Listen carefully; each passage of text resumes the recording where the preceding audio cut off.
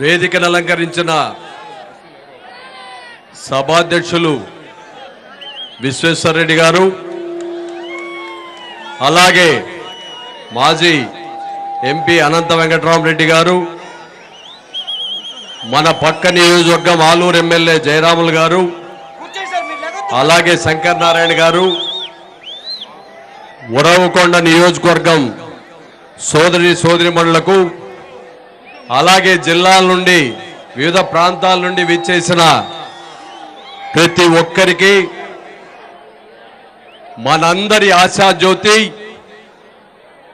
రాబోయే దినాల్లో ఆంధ్రప్రదేశ్ భవిష్యత్తు బాగుపడుతుందని మనం ఆశిస్తున్న వ్యక్తి, యువ కిషోరం, ఎంతమంది భయపడిచ్చినా భయపడిన యువ నాయకుడు మన వైఎస్ జగన్మోహన్ రెడ్డి గారు.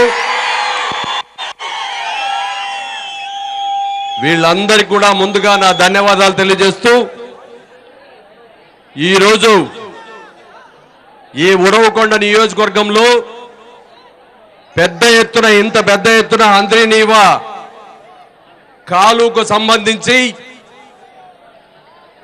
ఏవైతే 80,000 ఎకరాలకు ఆయకట్టు ఇచ్చారో, అదే కాకుండా మొదటి దఫాలో 1,15,000 ఎకరాలు అనంతపురం జిల్లాకు హంద్రీనీవా నుండి ఇవ్వాల్సిన అవసరం ఉంది. దాన్ని సాధించాలి కాబట్టి వీటినే కాకుండా వివిధ రకాలుగా ఉరవకొండలో ఇండ్ల పట్టాలు కావచ్చు, అలాగే మన నియోజకవర్గంలో అభివృద్ధి కావచ్చు, జిల్లా వ్యాప్తంగా ఉండే సమస్యలు కావచ్చు, వీటన్నిటినీ చర్చించడానికే మన యువ నాయకుడు వైఎస్ జగన్మోహన్ రెడ్డి గారి రోజుకొక విప్లవ రూపంలో ప్రతి ప్రాంతానికి పోతున్నాడు. అందులో భాగంగా మన ఉరవకొండ నియోజకవర్గంలో కూడా ఇంత పెద్ద ఎత్తున పెడుతున్న ఈ ధర్నాలో పాల్గొనడం మనందరి అదృష్టమని సభాముఖంగా మీ అందరికీ తెలియజేస్తున్నా. ముఖ్యంగా ఈరోజు ఈ చంద్రబాబు నాయుడు గారు కానీ, తెలుగుదేశం నాయకులు కానీ ఈ హంద్రీనీవా నీళ్లు తీసుకొని వస్తే మేం తెచ్చామని సంకలు కొట్టుకుంటున్నారు. మీరు రోజు పేపర్లో చూస్తూనే ఉన్నారు. అయ్యా చంద్రబాబు నాయుడు గారు, మీ మామ ఒక్కసారి శంకుస్థాపన చేస్తే రామారావు గారు, తర్వాత మీరు 2 సార్లు శంకుస్థాపన ఇదే హంద్రీనీవాకు చేస్తే కనీసం 3 కిలోమీటర్లన్నా హంద్రీనీవా చేయగలిగినావా? ఒక్కసారి నువ్వు ఆలోచన చేసుకోవాల్సిన అవసరం ఉంది. 45 టీఎంసీలకున్న దీన్ని కేవలం 5 టీఎంసీలకు తగ్గించిన ఘనత మీది కాదా చంద్రబాబు నాయుడు గారని సభాముఖంగా మిమ్మల్ని ప్రశ్నిస్తున్నా. రాజశేఖర రెడ్డి గారి ప్రభుత్వం వచ్చే వరకు, రాజశేఖర రెడ్డి గారి ముఖ్యమంత్రి అయ్యే వరకు ఏ ఒక్క కార్యక్రమైనా కేవలం మీ ఆర్భాటాలు, మీ ప్రగల్భాలు, మీ తెలుగుదేశం కార్యకర్తలు పందికొక్కుల్లా దోచుకునే తినేది తప్ప ఏ ఒక్క మంచి కార్యక్రమైనా చెప్పుకోవడానికి మీకుందా? ఒక్కసారి మీ ఎద మీద చేసుకొని మీరు చెప్పాల్సిన అవసరం ఎంతైనా ఉంది. రాజశేఖర రెడ్డి గారి ముఖ్యమంత్రి అయ్యే వరకు కనీసం ఇంటికి ఆడపిల్లను పిలుచుకురావాలంటే కూడా భయపడే పరిస్థితుల్లో మధ్య తరగతి కుటుంబీకులు ఉన్న విషయం వాస్తవం కాదా? ఒక్కసారి మీరు ఆలోచన చేయాల్సిన అవసరం ఉంది. పేదవాడి దుస్థితి, మధ్య తరగతి కుటుంబీకుల దుస్థితి, విద్యార్థుల దుస్థితి, అలాగే అన్ని వర్గాల్లో చేనేత వర్గం దుస్థితి, మైనార్టీల అవస్థలు, ఏ వర్గం కూడా తృప్తిగా లేని పరిస్థితుల్లో మన ప్రియతమ నాయకుడు దివంగత ముఖ్యమంత్రి డాక్టర్ వైఎస్ రాజశేఖర రెడ్డి గారు ముఖ్యమంత్రి అయిన తర్వాతనే రామరాజ్యం ఎట్లుందో మనకు తెలీదు. ఆ రామరాజ్యాన్ని మళ్ళా తిరిగి చూపించిన ఘనత ఒక్క రాజశేఖర రెడ్డి గారికే దక్కిందన్న విషయాన్ని మనం గమనించాల్సిన అవసరం ఉంది. పేదలకు ఎంతమందికి ఇళ్లు కావాలంటే ఇళ్ళు ఇచ్చిన మహానుభావుడు. లక్షలాది ఇళ్ళు ఆ రోజు ఇస్తే వచ్చి 3 సంవత్సరాలైంది. కనీసం 3 ఇళ్లన్నా కట్టారా చంద్రబాబు నాయుడు గారు?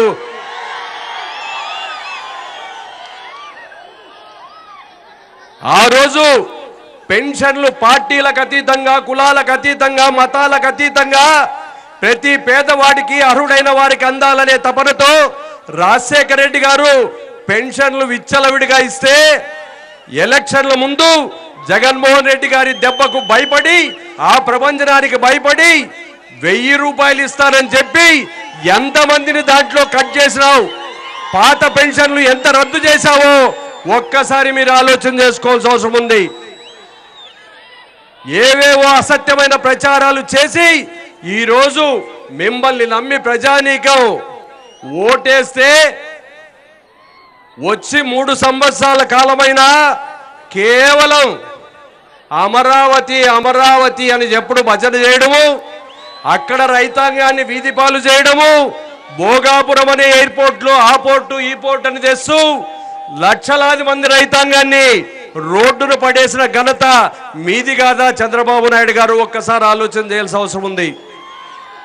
ఈరోజు పేదవాళ్ళు చదువుకోవడానికి ఫీజు రియంబర్స్మెంట్ పెట్టిన ఘనత రాజశేఖర రెడ్డి గారిదైతే దాన్ని కూడా నీరు గార్చిన ఘనత నీది కాదా అని ప్రశ్నిస్తున్నా.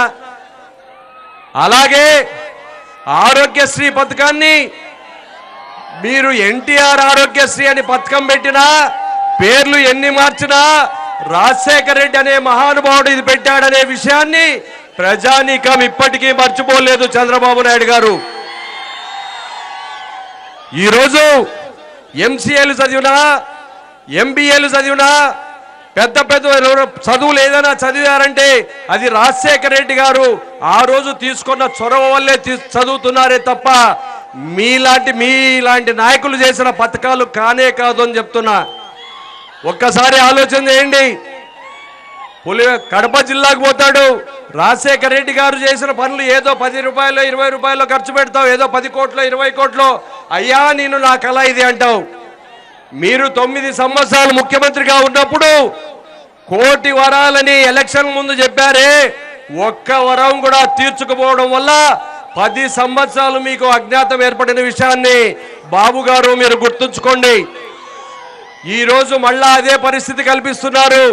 జన్మభూమి కమిటీ అనే పేరుతో పెట్టి దోపిడీదారులు పల్లెల మీద పెట్టి పెన్షన్లు ఇవ్వాలన్నా జన్మభూమి కమిటీ చెప్పాలి, ఇళ్ళు ఇవ్వాలన్నా ఇచ్చే 10ో 15ో పెన్షన్లకి ఇళ్లకు కూడా జన్మభూమి కమిటీ అని పెట్టి దాంట్లో కూడా పేద వర్గానికి కాకుండా, అర్హులైన వారికి కాకుండా దోచుకునేదే ఒక పని పెట్టుకున్న ఘనత మీది కాదా? ఒక్కసారి ఆలోచన చేయండి.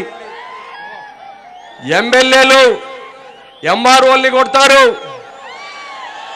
అధికారులను కొడతారు, ఎవరిని కొట్టినా మీరే పిలిపించి రాజీ చేసిన ఘనత మీది కాదా చంద్రబాబు నాయుడు గారు అని అడుగుతున్నా. ఒక్కసారి ఆలోచన చేయండి. ఇంతవరకు పోలీస్ వ్యవస్థను నిర్వీర్యం చేసిన ఘనత ఏదైనా ఉందంటే అది మీరేనని కూడా తెలియజేస్తున్నా. ఈరోజు ఎవరైనా అన్యాయం జరిగి స్టేషన్కి పోతే పోలీస్ స్టేషన్లో కూడా మీ మాట వినే పరిస్థితి పెడితే చట్టాన్ని ఎక్కడ గౌరవిస్తున్నారు, రాజ్యాంగాన్ని ఎక్కడ కాపాడుతున్నారు ఒక్కసారి ఆలోచన చేయండి. అలాగే చంద్రబాబు నాయుడు గారు మీ ఎమ్మెల్సీలు మీ ఎంపీలు చాలా నరుకుతున్నారు. అనంతపురం జిల్లాను మేమే అభివృద్ధి చేశామని చెప్తున్నారు. మొన్న ఈ మధ్య ఎప్పుడో అంద్రి నివారిని నిలిచినప్పుడు ఎమ్మెల్సీ గారు పయ్యావుల కేసీ గారు నీరిచ్చిన దేవుడే మహానుభావుడు కదా అన్నారు. అయ్యా కేశవ, నీళ్లు రాజశేఖర రెడ్డి గారి కళ, ఆ మహానుభావుడు అర్ధాంతంగా పోవడం వల్ల మీ పార్టీ మళ్ళా రెపరెపలాడే పరిస్థితి. అది కూడా జగన్మోహన్ రెడ్డి గారిని మీలాగా అవస్థలు చెప్పలేకపోవడం వల్ల మీరు అధికారంలోకి వచ్చారే తప్ప ప్రజానీకం ఆమోదంతో కాదన్న విషయాన్ని మీరు గుర్తుంచుకోవాలి. ఆంధ్రీ నీవాకు నీళ్లు 2012లోనే, అంతకుముందు రాజశేఖర రెడ్డి గారు 80% చేస్తే మిగిలిన భాగాన్ని మొదటి స్టేజ్ వరకు అనంత వెంకటరామరెడ్డి గారు, రఘువీరారెడ్డి గారు, నేను అందరూ ప్రెజర్ చేసి అప్పుడున్న ప్రభుత్వంపై ఒత్తిడి తీసుకొని వచ్చి ఇక్కడి వరకు పాదయాత్ర చేసుకొని వచ్చి నీళ్లు జీడిపల్లికి ఇచ్చిన ఘనత ఎవరిది ఒక్కసారి చెప్పండి. ఆ రోజే నీళ్ళు ఇస్తే ఈ రోజు కాలువలు ఇచ్చుకుంటా మేం చేశామని ప్రగల్భాలు చెప్పుకోవడం ఎంతవరకు సబబు ఒక్కసారి ఆలోచన చేసుకోవాల్సిన అవసరం ఉంది. ఇప్పటికైనా మీ దౌర్జన్యాలు మానుకోండి, పేద ప్రజానికానికి న్యాయం చేయండి. ఎన్నో రోజులు ఇవి జరగవు కేశవ, ఒక్కసారి ఆలోచన చేయండి. మీ అన్నగారు కానీ మీరు కానీ ఎక్కడో కూర్చొని రాజకీయాలు చేసేది కాదు. ప్రజానీకంలో ప్రజాస్వామ్యంలో ప్రజల్లో ఎట్టి పరిస్థితుల్లో మీరు బాగా ప్రోత్సహించేలా చేయండి, వాళ్లకు అవకాశం ఇవ్వండి, ప్రజానీకాన్ని మోసం చేయొద్దండి. ఇలాంటి దౌర్జన్యాలకు భయపడే ప్రశ్నే లేదని చెప్పి సభాముఖంగా మీకు తెలియజేస్తున్నారు.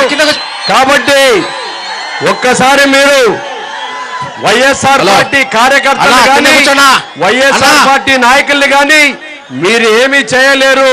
ఒక ప్రపంచంలా వస్తుంది. జగన్మోహన్ రెడ్డి గారి నాయకత్వంలో జగన్మోహన్ రెడ్డి గారు మీ మీద చేస్తున్న పోరాటాల్లో తుది తీర్పు అంతిమ విజయం వైఎస్ జగన్మోహన్ గారిది అవుతుందే తప్ప నీది కానే కాదని చెప్పి సభాముఖంగా తెలియజేస్తూ ఈ అవకాశం ఇచ్చిన మీ అందరికీ పేరు పేరున ధన్యవాదాలు తెలియజేస్తూ భవిష్యత్తులో మీరు ఎలాంటి అప్రజాస్వామిక ప్రజాస్వామిక విలువలు పాటించకుండా పోతే భవిష్యత్తులో మీకు పుట్టుకథలు ఉండవని మరొక్కసారి తెలియజేస్తూ ఈ అవకాశం ఇచ్చిన మీకు నా ధన్యవాదాలు తెలియజేస్తూ మనస్ఫూర్తిగా ముగిస్తున్నాను.